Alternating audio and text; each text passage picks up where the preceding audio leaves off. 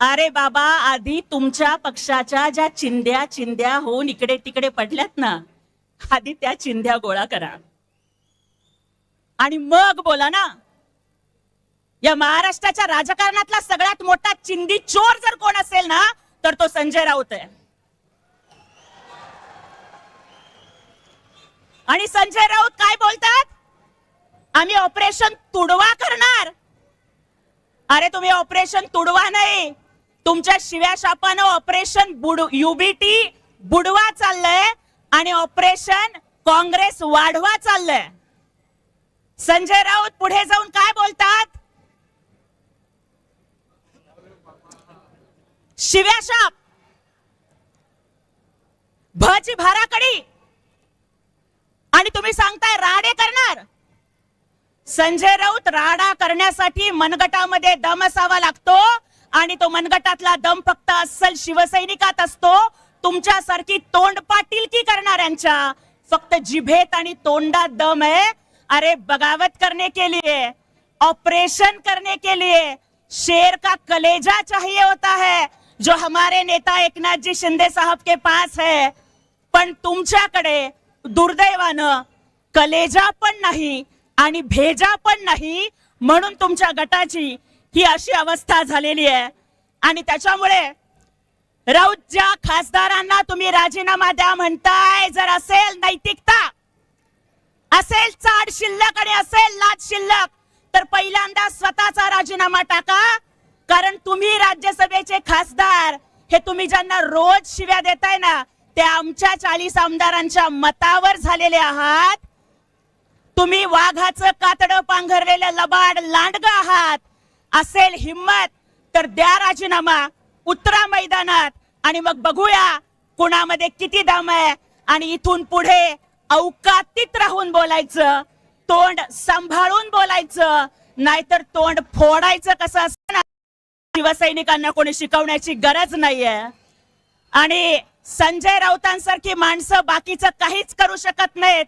त्यांचं वर्णन मी मराठीतल्या एकाच म्हणीत करते की राऊतांची अवस्था म्हणजे अंगात नाही बळ पण चिमटा काढून पळ अशी आहे. तर इथून पुढे चिमटे काढू नका. अरे तुमचे खासदार सोडून गेले, तुमचे विभाग प्रमुख, शाखा प्रमुख तुम्हाला सोडून गेले, तरी सुद्धा तुम्ही माईक वरती एवढ्या घमेंडीने बोलताय. राऊताचं बडबडणं बघून मला रवी किशन यांचा एक डायलॉग आठवतो भोजपुरी सिनेमातला. रवी किशन म्हणतात की जिंदगी झंडवा फिर भी घमंडवा.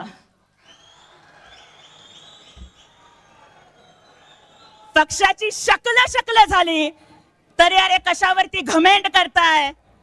आणि त्यामुळेच जी काँग्रेसची सुपारी घेऊन संजय राऊतांसारखा काँग्रेसची भाटगिरी करणारा माणूस काम करतोय, त्यांना मला इशारा द्यायचा आहे की हिंदू हृदय सम्राट बाळासाहेब ठाकरे म्हणाले होते कि मैं मेरी शिवसेना की कांग्रेस नहीं होने दूंगा, जिस दिन होगी मैं उस दिन दुकान बंद कर दूंगा. अरे तुमच्या सारख्यांनी कितीही कारस्थानं केली तरी सुद्धा शिवसेनेचा भगवा झंझावात जिवंत ठेवण्यासाठी सन्माननीय उपमुख्यमंत्री एकनाथजी शिंदे साहेबांचं नेतृत्व सक्षम आहे. मला आश्चर्य वाटतं ह्या लोकांचं. अरे आपल्या घरात भांडण झाल्यावर शेजाऱ्याला दोष द्यायचा नसतो, आपल्या घरातली भांडणं आपण मिटवायची असतात. तुमचे खासदार कुठे गेले तुम्ही शोधा ना. का ती माणसं तुमच्यावर नाराज आहेत? अरे तुम्ही कायम फेसबुक लाईव्ह राहणार, तुम्ही कायम नॉट रिचेबल राहणार. कुणा आमदार खासदारांच्या घरी कोणी हॉस्पिटलमध्ये गेलं तरी तुम्ही भेटणार नाही. कोणाच्या घरी दुःखद प्रसंग घडला तरी तुम्ही त्यांचे डोळे पुसणार नाही. घर कोंबड्यासारखं घरात बसून राहणार आणि लोक तुम्हाला सोडून गेले की मग गद्दार, खोके, बिके ह्या भाषा तुम्ही करणार. तुम्ही प्रचाराला बाहेर पडलात ना, तुम्ही नगरपालिकेला बाहेर पडलात ना, तुम्ही महापालिकेला, मुंबई महापालिका सोडला तर कुठे नाहीत. शिवसैनिकांना वाऱ्यावरती सोडून दिलं. लढो, हम कपडे संभालते आते हैं अशा पद्धतीची भूमिका तुम्ही घेतली।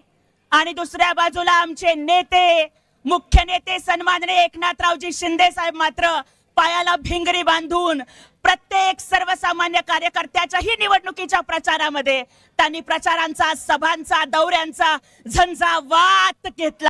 आणि त्यामुळेच आज शिवसेना आतापर्यंतच्या 60 वर्षाच्या इतिहासात शिवसेनेचे सगळ्यात जास्त नगरसेवक निवडून आले, पंचायत समिती सदस्य निवडून आणले आणि राज्यामध्ये शिवसेना दुसऱ्या क्रमांकाचा पक्ष आहे आणि प्रादेशिक पक्षामध्ये पहिल्या क्रमांकाचा पक्ष आहे।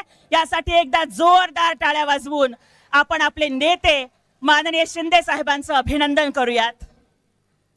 अरे तुम्हाला रक्ताचा वारसा लाभला पण तुम्हाला विचारांचा वारसा सांभाळता आला नाही आणि सतत ऑनलाईन राहून फेसबुक लाईव्ह करत घर कोंबडा बनणाऱ्या उबाठानी दाखवून दिलं की विरासत में बाप की गद्दी मिल सकती है लेकिन बुद्धी नहीं मिलती। आणि त्याच्यामुळेच तुमची राजकारणाची आता संपत चाललेली आहे। आम्ही एक वेळेस ठीक नाही त्यामुळे ते बाहेर पडत नाहीत, पण युवराज जे फक्त शिव्याशाप देतात ते फक्त cold coffee, night life, penguin याच लाईफ मध्ये मग्न असतात। एका बाजूला तुमचा युवराज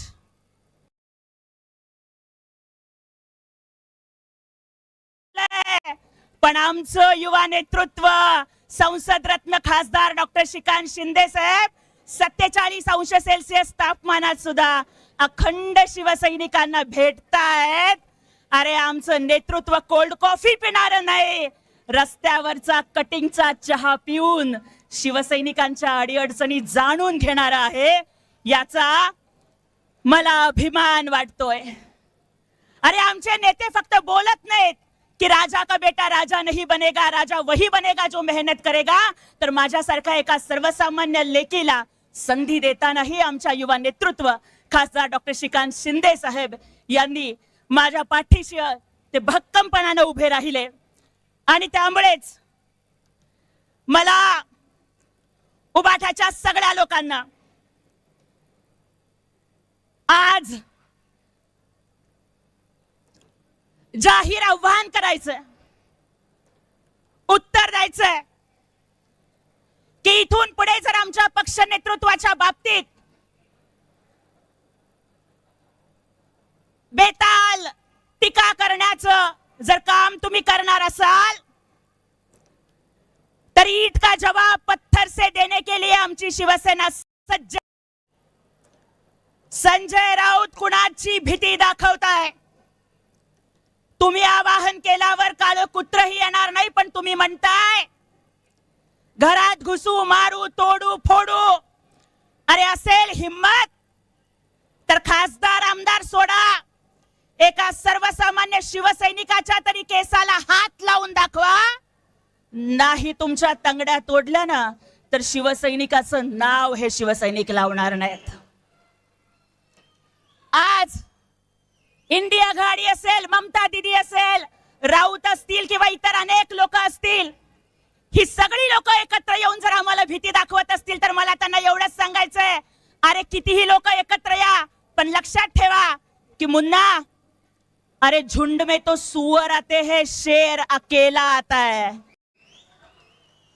आणि त्या ठाण्या वाघाचं नाव हे माननीय एकनाथजी शिंदे